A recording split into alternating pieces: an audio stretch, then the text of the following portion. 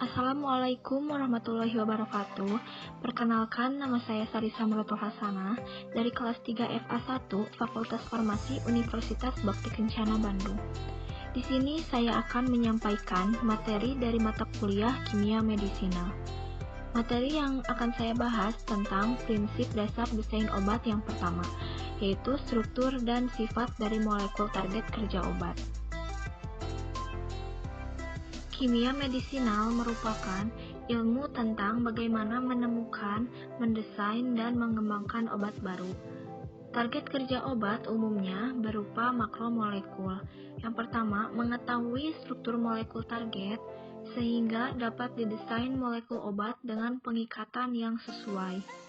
Yang kedua, mengetahui lokasi binding site, dan yang ketiga, mengetahui fungsi setiap makromolekul dalam tubuh dan mengidentifikasi apakah druggable target. Selanjutnya, druggable target. Makromolekul yang pertama yang menjadi target kerja obat itu ada protein. Protein yaitu makromolekul yang paling banyak menjadi target kerja obat. Protein dapat berupa reseptor, enzim, dan protein transport. Yang kedua, ada asam nukleat.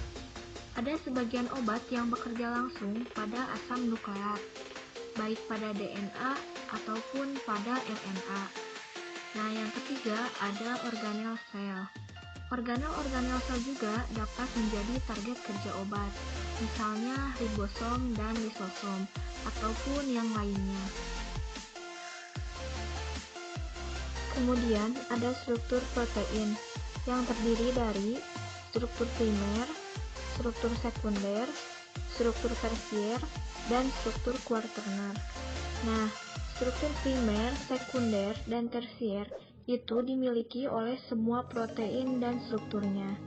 Nah, kalau yang kuaterner itu belum tentu punya suatu protein atau struktur kuaterner. Nah, yang pertama ada struktur primer. Setiap protein tersusun oleh asam-asam amino yang saling terikat melalui ikatan peptida. Ikatan peptida tersebutlah yang membentuk struktur primer protein. Ikatan ini bersifat planar akibat adanya resonansi yang mengakibatkan rotasi hanya terjadi pada struktur samping protein.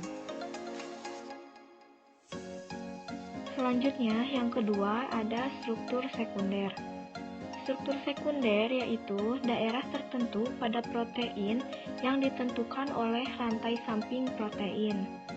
Struktur ini sangat menentukan bentuk dan sifat dari protein struktural.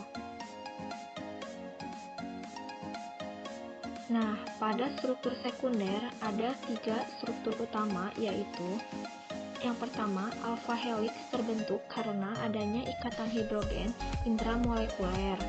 Yang kedua, beta flat sheet terbentuk karena adanya lapisan rantai samping protein di atas rantai samping lainnya. Dan yang ketiga, ada beta turn terbentuk karena adanya rantai polipeptida berputar secara mendadak dan berputar ke arah yang berlawanan.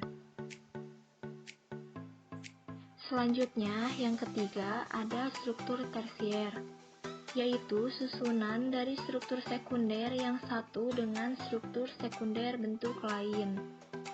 Struktur ini sangat penting, terutama pada protein globular, seperti pada enzim dan protein, karena struktur ini sangat mempengaruhi fungsi dan interaksinya dengan molekul obat.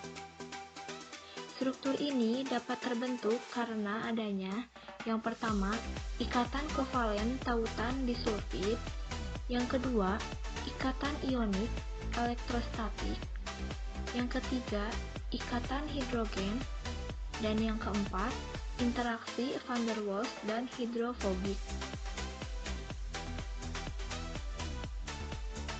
Dan yang keempat ada struktur kuaterner. Struktur yang melibatkan beberapa peptida sehingga membentuk suatu protein. Misalnya, globulin yang mempunyai 4 subunit protein. Selanjutnya, fungsi protein. Yang pertama, protein transport. Protein ini terdapat pada membran sel yang berfungsi menyelundupkan bahan-bahan kimia penting, asam amino, gula, asam nukleat ke dalam sel. Protein juga berperan dalam transport kembali neurotransmitter ke dalam neuron. Yang kedua, enzim dan reseptor merupakan protein paling umum yang menjadi target kerja obat. Lalu ada enzim. Enzim merupakan biomolekul berupa protein yang berfungsi sebagai katalis yang mempercepat berlangsungnya reaksi kimia dalam tubuh. Enzim mengkatalis reaksi kimia dengan cara yaitu yang pertama, menyiapkan permukaan enzim sebagai tempat berlangsungnya reaksi dengan kondisi lingkungan yang sesuai. Yang kedua, melemahkan ikatan pada reaktan. Dan yang ketiga, enzim membentuk interaksi yang lebih kuat dengan kondisi transisi dibandingkan dengan substrat ataupun produk. Kemudian ada kofaktor. Kofaktor adalah senyawa kimia non-protein yang diperlukan untuk aktivitas biologis protein. Kofaktor dapat berupa ion-ion logam, misalnya Zn2+, atau molekul kecil yang disebut koenzim, misalnya NAD. Kemudian ada reseptor. Reseptor adalah molekul protein yang menerima sinyal kimia dari luar sel. Reseptor dikenali sebagai neurotransmitter atau hormon yang mengaktifasinya, yaitu dopamin.